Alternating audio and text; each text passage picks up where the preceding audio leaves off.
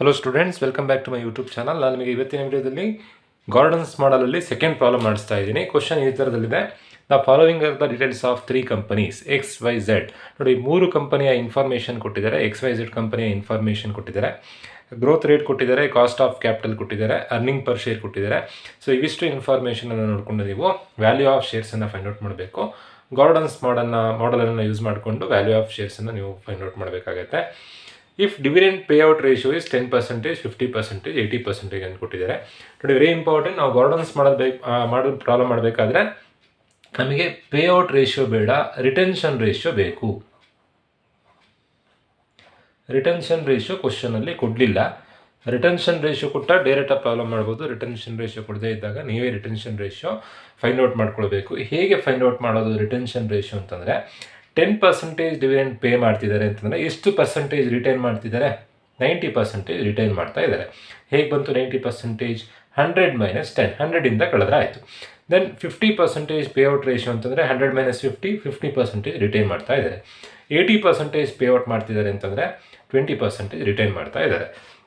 So ನೀವು 3 ಕೇಸ್ನಲ್ಲಿ problem ಮಾಡಬೇಕಾಗತ್ತೆ. Case A dividend payout ratio is 10%, case B dividend payout ratio is 50%, case C dividend payout ratio is 80%. ನೀವು payout ರೇಷಿಯೋನ ಎಲ್ಲೂ ಬರ್ಕೊಳ್ಳೋಕ್ಕಿಲ್ಲ, retention ratio ಬರ್ಕೊಳ್ಬೇಕು. Retention ratio ಹೇಗೆ ಬಂತು ಅಂತಂದರೆ 100ಇಂದ less ಮಾಡಿದ್ರೆ ಆಯಿತು. ಸಪೋಸ್ ಏನಾದರೂ ಕ್ವಶನಲ್ಲಿ ರಿಟೆನ್ಷನ್ ರೇಷಿಯೋನೇ ಕೊಟ್ಟಿದ್ರೆ ಡೈರೆಕ್ಟಾಗಿ ಪ್ರಾಬ್ಲಮ್ ಮಾಡ್ಬೋದು. ಪೇಔಟ್ ರೇಷಿಯೋ ಕೊಟ್ಟಾಗ ರಿಟೆನ್ಷನ್ ರೇಷಿಯೋ ಫೈಂಡ್ ಔಟ್ ಮಾಡ್ಕೊಳ್ಬೇಕಾಗತ್ತೆ. ಸೊ ಏನು ಫಾರ್ಮುಲಾ ಏನು? ಪ್ರೈಸ್ ಈಕ್ವಲ್ಸ್, ನೋಡಿ ಪ್ರೀವಿಯಸ್ ವಿಡಿಯೋದಲ್ಲಿ ಒಂದು ಪ್ರಾಬ್ಲಮ್ ಮಾಡಿಸಿದೆ ಈ ಥರದ್ದು. ಪ್ರೈಸ್ ಪರ್ ಶೇರ್ ಫಾರ್ಮುಲಾ ಏನು ಅಂತಂದರೆ E × 1 - B divided by K - B × R. E × 1 - B divided by K - B × R. So ಈ ಫಾರ್ಮುಲಾ ನೋಡಿಕೊಂಡು ನೀವು ಫೈಂಡ್ ಔಟ್ ಮಾಡಬೇಕಾಗತ್ತೆ. ಸೊ ಇ ಅಂತಂದರೆ ಅರ್ನಿಂಗ್ ಪರ್ ಶೇರ್. ಕ್ವಶನಲ್ಲೇ ಕೊಟ್ಟಿದ್ದಾರೆ. ಎಕ್ಸ್ ಕಂಪನಿಯ ಅರ್ನಿಂಗ್ ಪರ್ ಶೇರ್ 10 ರೂಪೀಸ್ ಇದೆ. ಇಂಟು 1 - B ಮೀನ್ಸ್ ಬಿ ಅಂತಂದರೆ ರಿಟೆನ್ಷನ್ ರೇಷಿಯೋ. ನಾನು ಸ್ಟಾರ್ಟಿಂಗಲ್ಲಿ ಫಸ್ಟ್ ವಿಡಿಯೋದಲ್ಲೇ ಎಲ್ಲ ಎಕ್ಸ್ಪ್ಲೈನ್ ಮಾಡಿದ್ದೆ. ಇ ಅಂತಂದರೆ ಅರ್ನಿಂಗ್ ಪರ್ ಶೇರ್, ಬಿ ಅಂತಂದರೆ ರಿಟೆನ್ಷನ್ ರೇಷಿಯೋ, ಕೆ ಅಂದರೆ cost of capital, R for growth rate. So ಈ ಬರ್ಕೊಂಡ್ವಿ. 1 ಅಂತಂದರೆ 1 ಆ್ಯಸ್ ಇಟ್ ಈಸ್ ಹಾಗೆ ಬರ್ಕೊಳ್ಬೇಕು. B for retention ratio. ನೋಡಿ, ಫಸ್ಟ್ ಕೇಸ್ನಲ್ಲಿ ಪೇಔಟ್ ರೇಷಿಯೋ 10% ಅಂತಂದರೆ ರಿಟೆನ್ಷನ್ ರೇಷಿಯೋ 90% ಆಗುತ್ತೆ. ಇಲ್ಲಿ ಫೈಂಡ್ ಔಟ್ ಮಾಡ್ಕೊಂಡಿದ್ದೀವಲ್ವ, ಅದನ್ನೇ ಬರ್ಕೊಳ್ಬೇಕು. ಬಟ್ ಎಲ್ಲೆಲ್ಲಿ ಪರ್ಸೆಂಟೇಜ್, ಯಾವುದ್ಯಾವುದು ಪರ್ಸೆಂಟೇಜನ್ನು ಫಾರ್ಮುಲಾಗೆ ಬರೀತಿರೋ ಡೈರೆಕ್ಟಾಗಿ ಬರೀಲಿಕ್ಕಿಲ್ಲ, ಡಿವೈಡೆಡ್ ಬೈ 100 ಮಾಡಿ ಬರ್ಕೊಳ್ಬೇಕು. ಸೊ 90 ಡಿವೈಡೆಡ್ ಬೈ 100 ಮಾಡಿದಾಗ 0.90 ಆಗುತ್ತೆ. Divided by K for cost of capital 10% ಇದೆ. 10 divided by 100 0.10 minus B into R. B for retention ratio 0.90 into R for growth rate. B ಅಂತಂದರೆ retention ratio, R for growth rate 15% ಕೊಟ್ಟಿದ್ದಾರೆ. 15 divided by 100 ಮಾಡಿದಾಗ 0.15 ಬರುತ್ತೆ. So ಇವಿಷ್ಟನ್ನು simplify ಮಾಡಿದಾಗ first 10 ಹಾಗೆ ಬರ್ಕೊಳ್ತಿದ್ದೀನಿ. 1 - 0.90 ಅಂತಂದರೆ 0.1 ಆಗುತ್ತೆ. ಡಿವೈಡೆಡ್ ಬೈ 0.10 ಮೈನಸ್ 0.90 ಇಂಟು 0.15 ಅಂತಂದರೆ 0.135 ಬರುತ್ತೆ. ನೆಕ್ಸ್ಟ್ ಸ್ಟೆಪ್ನಲ್ಲಿ 10 ಇಂಟು 0.1 ಅಂತಂದರೆ 1 ಬರುತ್ತೆ. ಡಿವೈಡೆಡ್ ಬೈ 0.10 ಮೈನಸ್ 0.135 ಅಂತಂದರೆ ಬರುವಂಥ ಆನ್ಸರ್ 0.10 ಮೈನಸ್ 0.135 ಮಾಡಿದಾಗ ಬರುವಂಥ ಆನ್ಸರ್ ಮೈನಸ್ 0.035 ಆಗುತ್ತೆ. So final answer 1 divided by minus 0.035. So the answer is 1 divided by 0.035. Answer 28.57 ಬರುತ್ತೆ. ಮೈನಸ್ ಇರೋದ್ರಿಂದ ಬರುವಂಥ ಆನ್ಸರನ್ನು ಮೈನಸ್ಸಲ್ಲಿ ಬರ್ಕೊಳ್ಬೇಕು. ಸೊ ಅಲ್ಲಿಗೆ ಎಕ್ಸ್ ಕಂಪನಿಗಾಯಿತು. ಅದೇ ಥರನೇ ವೈ ಕಂಪನಿಗೂ ಮಾಡಬೇಕು, ಝೆಡ್ ಕಂಪನಿಗೂ ಮಾಡಬೇಕು. ಗ್ರೋತ್ ರೇಟ್ ಒಂದು ಬೇರೆ ಕೊಟ್ಟಿದ್ದಾರೆ. ಸೊ ಗ್ರೋತ್ ರೇಟ್ 10% ಹಾಕ್ಕೊಂಡು ವೈ ಕಂಪ್ನಿ ಮಾಡಬೇಕು, ಗ್ರೋತ್ ರೇಟ್ 8% ಹಾಕ್ಕೊಂಡು ಝೆಡ್ ಕಂಪ್ನಿ ಮಾಡಬೇಕಾಗುತ್ತೆ. Formula same.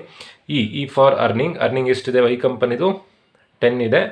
Into 1 - B for retention ratio ಎಷ್ಟಿದೆ? 90% ಇದೆ. 90 ಡಿವೈಡೆಡ್ ಬೈ 100 ಮಾಡಿದಾಗ 0.90 ಬರುತ್ತೆ. Divided by K for cost of capital ಎಷ್ಟಿದೆ?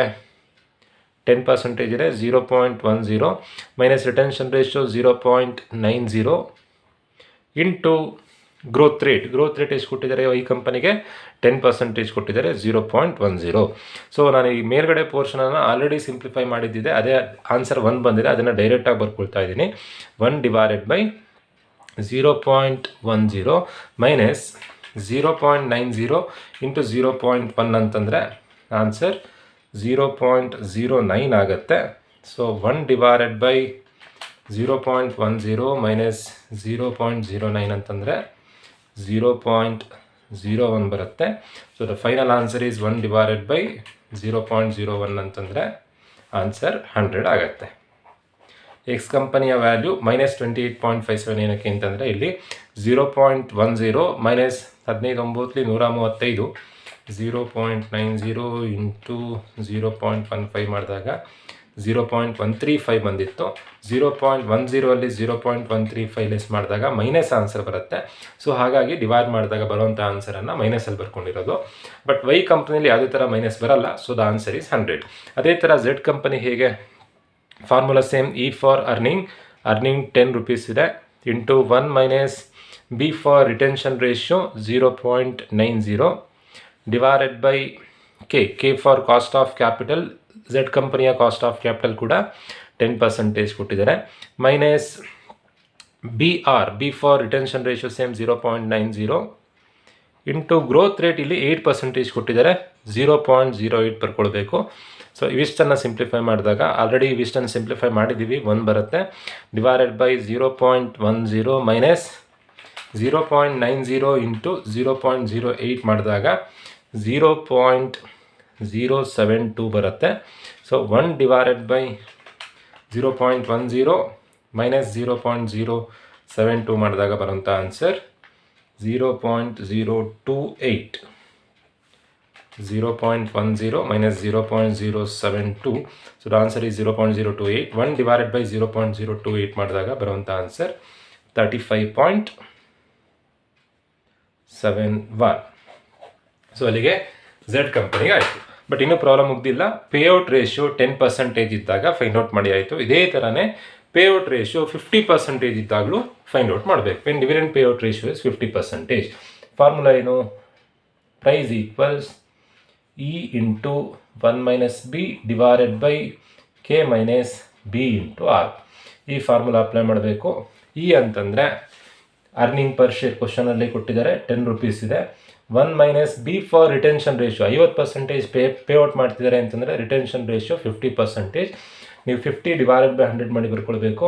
0.50 whole divided by K for cost of capital ಎಷ್ಟು ಕೊಟ್ಟಿದ್ದಾರೆ ಎಕ್ಸ್ ಕಂಪನಿಗೆ 10% ಕೊಟ್ಟಿದ್ದಾರೆ 0.10 ಮೈನಸ್ ಬಿ ಅಂತಂದರೆ retention ratio 0.50 into R for growth rate ಎಷ್ಟು ಕೊಟ್ಟಿದ್ದಾರೆ ಫಸ್ಟ್ ಕಂಪನಿಗೆ 15% ಕೊಟ್ಟಿದ್ದಾರೆ 0.15 ಆಗುತ್ತೆ. ಸೊ 10 ಇಂಟು 1 ಮೈನಸ್ 0.50 ಅಂತಂದರೆ 0.5 ಆಗುತ್ತೆ ಡಿವೈಡೆಡ್ ಬೈ 0.10 ಹಾಗೆ ಬರ್ಕೊಳ್ತಾ ಇದ್ದೀನಿ. 0.50 ಇಂಟು 0.15 ಅಂತಂದರೆ 0.35 ಬರುತ್ತೆ.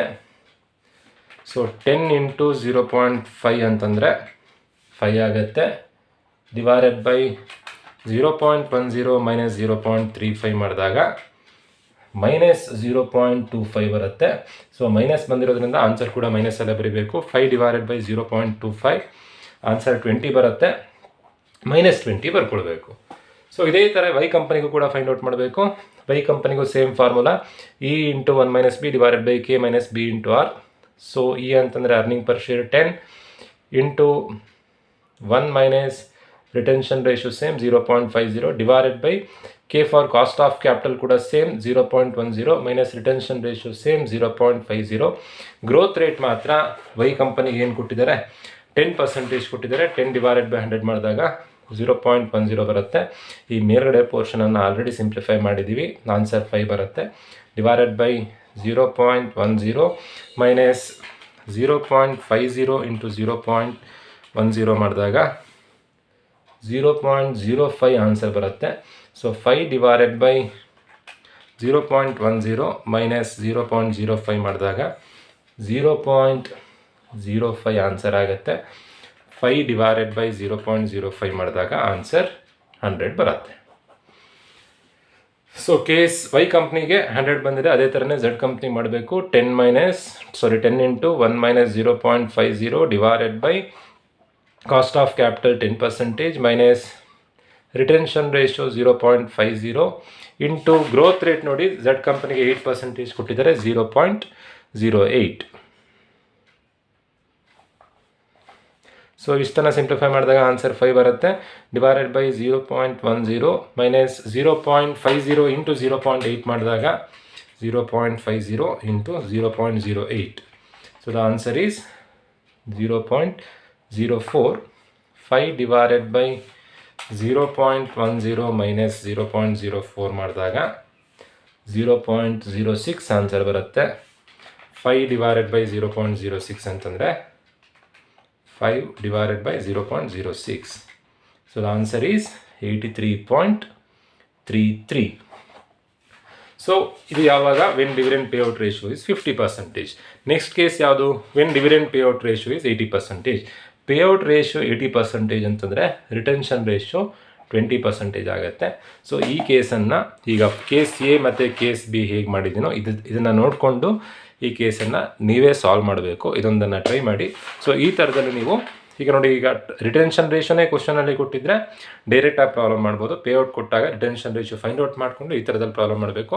ಬಟ್ 3 ಕೇಸ್ ಇತ್ತು. ಕೇಸ್ 1, ಕೇಸ್ 2 ನಾನು ಮಾಡಿಸಿದ್ದೀನಿ. ಕೇಸ್ 3 ನೀವೇ ಟ್ರೈ ಮಾಡಿ.